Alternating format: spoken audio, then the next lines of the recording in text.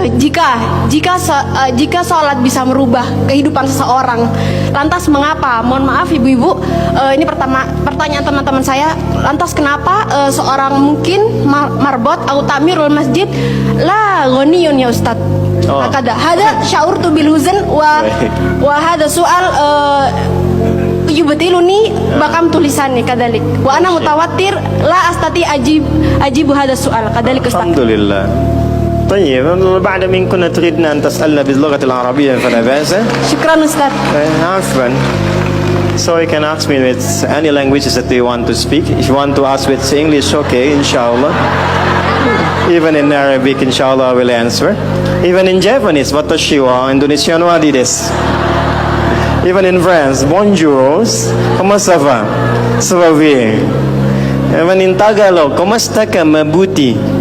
Even in Bangladeshi, kamu naso baluashi. Ini beliau tanya, singkatnya begini. Ya, saya senang belajar bahasa. Jadi saya kalau mau dakwah ke negara itu tertentu, saya pelajari bahasanya. Jadi saya mau ke Jepang, saya belajar bahasa Jepang. Ya, saya mau ke Eropa, saya pelajari. Ini teman kita, adik kita bertanya, kenapa marbot masjid itu nggak kaya? Kalau memang Islam itu datang untuk merubah kehidupan seseorang, pertanyaannya yang mau dirubah itu apanya? Karena mindset seseorang berpikir kalau berubah itu selalu penampilan materi. Sedangkan Islam itu datang bukan untuk merubah materi, tapi mempercepat dan memberikan keberkahan pada tujuan berkehidupan. Perhatikan baik-baik. Ada 4 pilihan dalam berkehidupan. Silahkan gunakan. 1 dengan kedudukan, 2 dengan harta, 3 dengan ilmu, 4 dengan tenaga. Dan itu ada babnya. Kalau Anda ingin dengan kedudukan, jangan tanggung yang paling tinggi. Cita-cita diplomat jadi menlu sekalian. Cita-cita di birokrasi jadi presiden sekalian. Ya, jangan tanggung, jadi yang paling tinggi. Nanti ada babnya, ada fikihnya. Ya, namanya Kitabul Imarah namanya. Kitab ke-33 di Sahih Muslim. Ada 54 topik. Topik ke-33-nya adalah tentang tata kelola negara. Kalau ingin kaya, jangan tanggung. Raih tingkat ketiga sekalian. Tingkat pertama tuh kaya, kedua kaya banget, ketiga kebangetan kayanya. Dan semua sahabat dapat level itu. Nanti ada kurikulumnya di Al-Bukhari, Kitabul Buyu', kitab tentang tata kelola niaga. Tidak pernah ada sahabat Nabi, kemudian tabi'in dan generasi setelah itu yang mengamalkan bisnis dengan metode itu. Tidak pernah mereka berdagang dan kembali modal, nggak ada. Mereka selalu kembali untung. Nggak ada dagang kembali modal, kembali untung. Abdurrahman bin Auf, Utsman bin Affan. Yang pertama tadi Amr bin As, Umar bin Khattab dan sebagainya. 3, ilmu. Ilmu jangan tanggung, jadi pakar di bidangnya. Utsman lihat, oke, yang di birokrasi Amr, saya di harta. Tapi Ali melihat, Utsman sudah ngambil harta,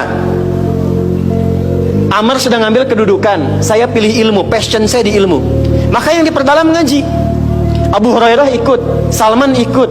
Jadi kebanggaannya itu bukan ketika kaya, tapi ketika dia punya ilmu yang bertambah. Dan itu yang dia bawa bekalnya menghadap Allah. Kemudian yang paling menarik, ilmu sudah diambil oleh Ali bin Abi Thalib, Abu Hurairah. Harta diambil passionnya oleh Utsman. Kedudukan diambil oleh siapa? Umar bin Khattab. Ya, kemudian Amr bin As. Maka Bilal melihat, dari 4 ini tinggal 1, tenaga.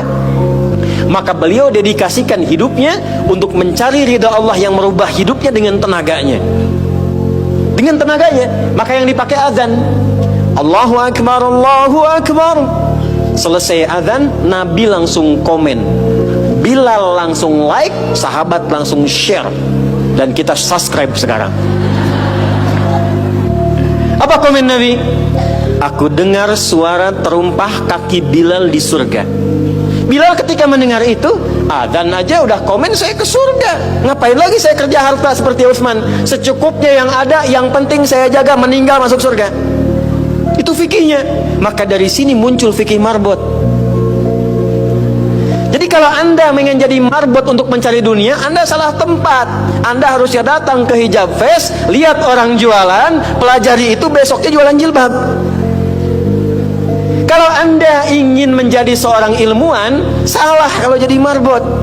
Belajar, datangi pengajian, pelajari dengan baik. Kalau kalau kita tahu passion kita, bisa milih pertahankan untuk pulang, jadikan itu sebagai istiqomah jalan pulang kita. Jadi kalau Anda pengen sukses ukurannya duniawi, jangan jadi marbot.